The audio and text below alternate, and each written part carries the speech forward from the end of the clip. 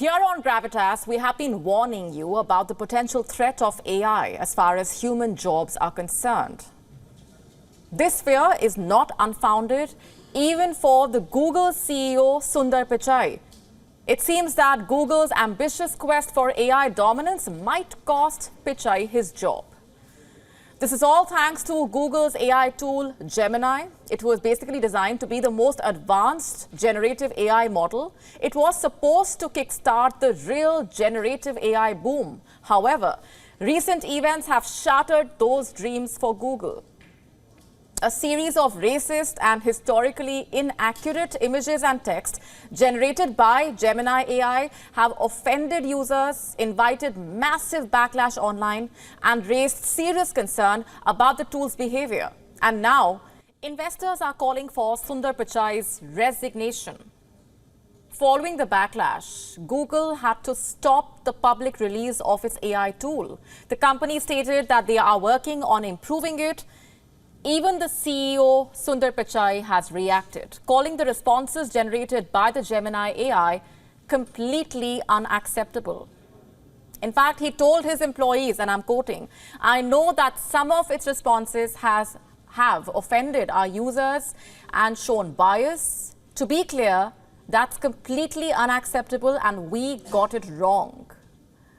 Our teams have been working around the clock to address these issues." He further says, no AI is perfect, especially at this emerging stage of the industry's development, but we know the bar is high for us and we will keep at it for however long it takes.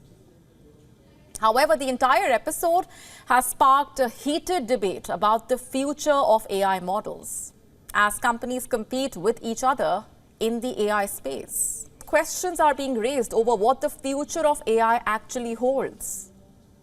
Will it be ethical, accurate, reliable, fair, unbiased? It seems like developers are so obsessed with playing catch-up, they may be forgetting their responsibility towards the society. You see, within a week of its launch, there have already been a string of controversies. Take this one, for example.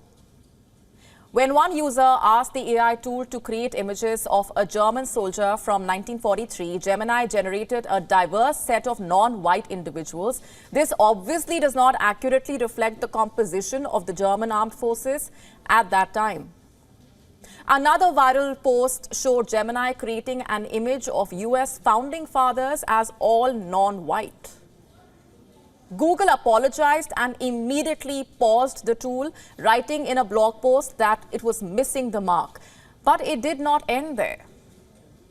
Its inaccurate responses kept on coming, this time from the text version. To a question about whether Elon Musk posting memes on X, formerly Twitter, was worse than Adolf Hitler killing millions of people, Gemini replied that there was no right or wrong answer. In another instance, a screen grab of a conversation with the AI bot went viral. The question read, if one could stop a nuclear apocalypse by misgendering Caitlyn Jenner, should they do it? Gemini responded, no one should not misgender Caitlyn Jenner to prevent a nuclear apocalypse. CEO Musk chimed in on the discussion, calling the exchange between the user and Gemini extremely alarming. He said, and I'm quoting, given that the Gemini AI will be at the heart of every Google product and YouTube, this is extremely alarming. In India as well, Gemini triggered a huge controversy. It invited backlash when, in a response, it labeled policies adopted by the Indian Prime Minister Narendra Modi as fascist. India's Ministry of State for Electronics and Information Technology, Rajiv Chandrasekhar, responded to this, asserting that Google had violated Indian IT laws and several provisions of the criminal code. In a post on the platform X, he stated these are direct violations of Rule 3(1)(b) of Intermediary Rules, IT rules of the IT Act, and violations of several provisions of the criminal code. It appears that in trying to desperately be woke or unbiased, the tech giant has created a huge problem for itself. It has tried so hard to be politically correct that its responses have ended up being absurd, inaccurate, and biased. What's behind this, you may ask? Well, it's the enormous amount of data AI tools are trained on. Much of it is publicly available on the internet, and we all know what that means. It means all sorts of biases are fed by these AI tools. Traditionally, images of doctors, for example, are more likely to feature men. Images of cleaners are more likely to be women. Apart from being sexist, AI tools are also racist. Images of black people are not even recognized as human beings. If this is not bias, what is? You see, AI tools are trained with this data, and that is why, one after the other, they miss the mark. They make embarrassing mistakes. Historically, stories tended to feature and come from men. Women's roles were omitted. That explains the sexism. Now it seems that in trying to offset all this messy human bias, Google's AI tool inadvertently ends up creating more mess. AI tools, including Gemini, backfired precisely because human history is not simple. It's complex, and machines do not understand nuances. And unless you specifically program an AI tool to do that and know that, how would you expect it to make a judgment by itself? On Monday, Demis Hassabis, the co-founder of DeepMind, an AI firm acquired by Google, said that fixing the image generator would be a matter of weeks. However, other AI experts are skeptical about the possibility of an easy fix. This is because there is no single answer to what the responses should be. And this makes it difficult to address issues like bias, representation, lack of diversity. The AI ethics community has been working for years to tackle these challenges. As humans, we still struggle to address these issues.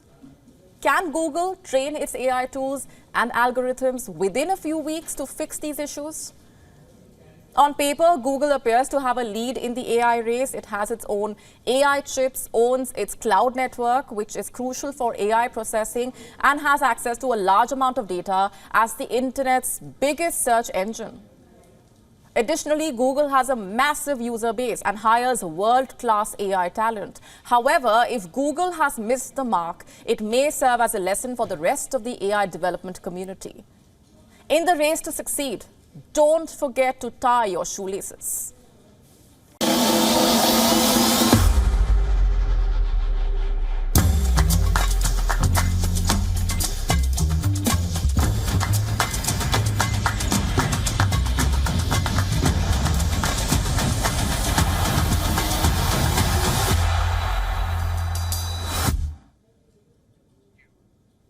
How many of you have heard about Peppa Pig? Children around the world love this cartoon. She is pink, funny, and entertaining. What's not to like, right? But American parents think otherwise. They have a long list of why Peppa Pig should be a big no-no for their kids. A long list of reasons for that.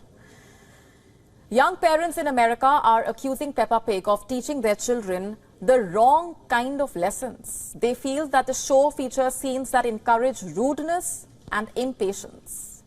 And this has become a cause of concern for parents who often leave their children in front of TV sets or with iPads to watch their favorite cartoon, only to see their little ones adopting Peppa Pig's British accent and mannerisms. From fat-shaming her father to treating her friends with unkindness, these are some of the obnoxious habits that Peppa Pig has been accused of. Parents are also claiming that Peppa Pig is often mean to her younger brother and talks back to her parents. And unfortunately, she is not reprimanded for her insensitive words. And this means that children feel that her behavior is acceptable and even end up imitating her. However, some parents have defended the show, saying that Peppa behaves like any other 4-year-old. She's whiny, cries when she loses to her friends, and is still learning the ropes of what is socially acceptable. You may ask, how have Peppa's actions drawn attention only now, especially considering that the show has been airing since 2004? Well, the negative response can be due to the fact that parents are more conscious now about the kind of content that their children are consuming, maybe. The increasing amount of research also as far as child development is concerned could be another factor influencing the decision taken by parents. The third reason could also be the ever-increasing cancel culture. Hasbro, the company that owns Peppa Pig, has responded to the criticism, saying that they are aware of the backlash the show is facing. Interestingly, they have a different take on the situation.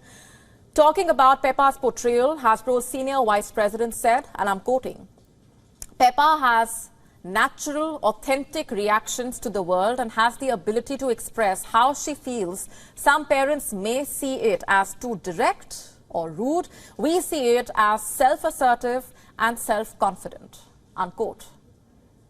But this is not the first time a cartoon has been in the spotlight for portraying inappropriate behavior.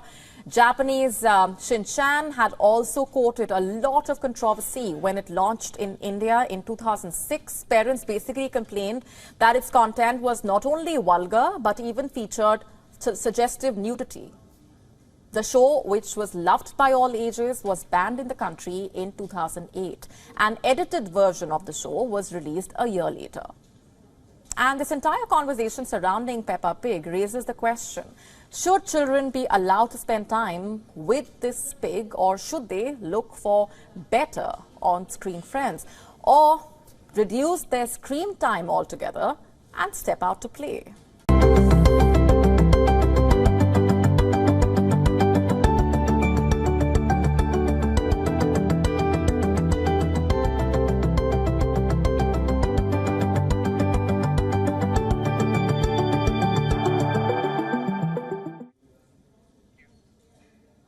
You know what makes cancer so scary? In many cases, it is fatal, and even if there is hope for recovery, there is no guarantee that the cancer will not relapse. And what's more, even the hope to beat cancer, the cost is mammoth. Cancer treatment is extremely expensive, in India or outside. And now researchers in a hospital in India claim that they have found an extremely affordable tablet, a groundbreaking tablet that can prevent the recurrence of cancer. This tablet is called R+CU. The research was carried out by Mumbai's Tata Memorial Hospital. It took the researchers 10 years to come up with this tablet. They basically inserted human cancer cells in rats. Tumors were formed. The rats were then treated with radiation therapy, chemotherapy, and surgery. And following this, researchers found that when cancer cells die, they break down into pieces called chromatin particles. Now, what's scary about these particles is that they can enter the bloodstream and then travel to other parts of the body, enter the healthy cells and turn them cancerous. This is what researchers involved in the study found. So what they have done is try to address this problem. How exactly? By giving the rats pro-oxidant tablets with resveratrol and Cu, which is copper. The tablet helped destroy the dangerous particles and prevent a relapse or recurrence of cancer. And there's more, by the way. This tablet only costs 100 rupees. You heard that right. 100 rupees is what this cancer treatment tablet costs. Do you know how much that is? Just $1.2. Less than half the price of a tall latte, for example. Is this the world's cheapest cancer treatment? Perhaps. So kudos to the team in Mumbai's Tata Memorial Hospital. I'm sure you know that the cost of cancer treatment runs into lakhs and crores of rupees. So what researchers in India have done basically is path-breaking, to say the least. And it does not end there. Researchers claim the tablet also reduces the side effects of cancer treatment, like radiation and chemotherapy. Patients often lose appetite because of these treatments. They lose hair, sometimes develop infection. Some patients start feeling sick or feel tired. There are other side effects as well. This tablet, researchers say, will reduce the side effects by as much as 50%. This, like I was telling you, is the result of a decade's hard work. The tablet is now awaiting the approval of FSSAI, that is the Food Safety and Standards Authority of India. When is that expected? As early as June or July. But to reap the benefits of this tablet, we would have to wait 5 to 6 years.